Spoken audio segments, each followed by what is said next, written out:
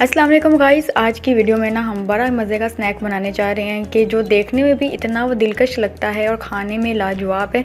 चलिए जी स्टार्ट करते हैं इसको बनाना।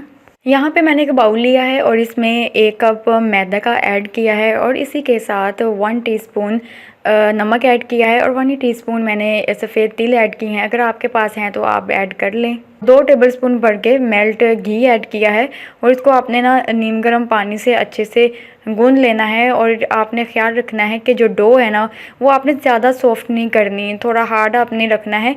ज़्यादा अगर आप सॉफ्ट कर देंगे ना डो तो ये अच्छा नहीं बनेगा। तो यहाँ पे मैंने डो को रेस्ट के लिए रख दिया है 15 मिनट के लिए। और दूसरी तरफ हम इसकी फिलिंग तैयार करते हैं। यहाँ पे मैंने 1 प्याली बॉयल आलू लिए हैं। आलूओं को मैंने अच्छे से बॉयल करके ना इनको मैश कर लिया था कि कोई गुठली बाकी ना रहे। और इसमें हम थोड़ी सी वेजिटेबल ऐड करेंगे।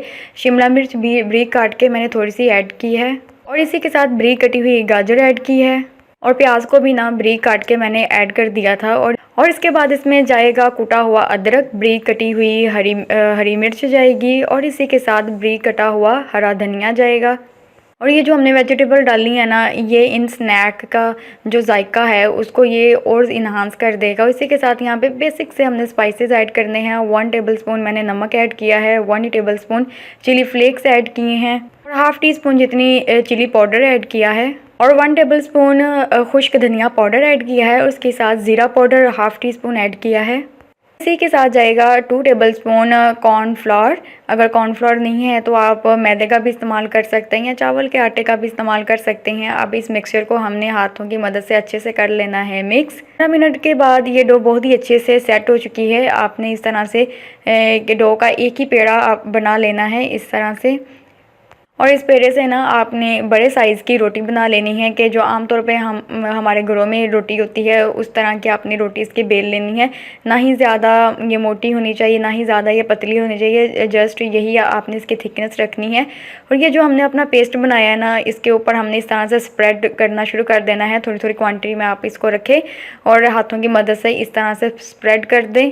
यहाँ पे रोटी पे बहुत ही अच्छे से मिक्सचर स्प्रेड हो चुका है तो मैं इस तरह से एक साइड से इसको रोल करना शुरू कर दूँगी। इसी तरह से आपने थोड़ा थोड़ा पार्ट लेना है और इसको रोल करना है और मिड तक ले जाके आपने इसको फोल्ड करना रोक देना है। और अब मैंने यहाँ पे क्या किया है कि दूसरी साइड से भी इसको इस तरह से थोड़ा थोड़ा करके फोल्ड करना शुरू कर दिया है।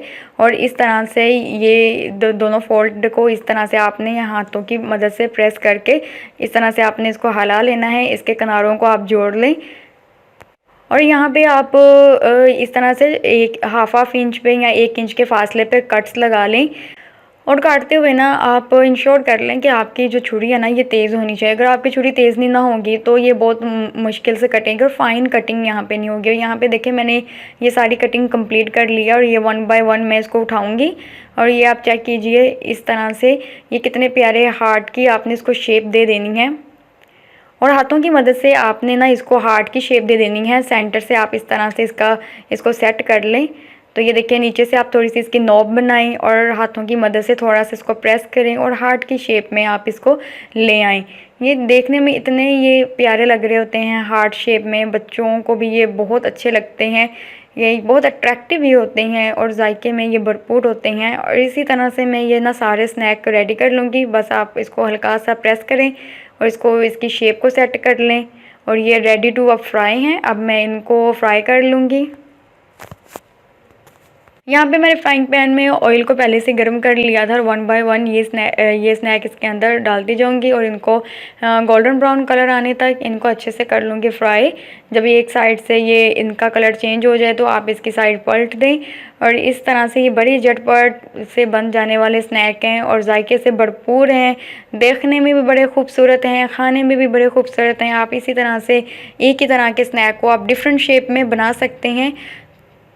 और आप भी अपने घर में ये स्नैक ज़रूर ट्राई कीजिएगा और बताइएगा कि आपको ये रेसिपी कैसी लगी। मिलते हैं नेक्स्ट वीडियो में, तब तक के लिए अल्लाह हाफिज़।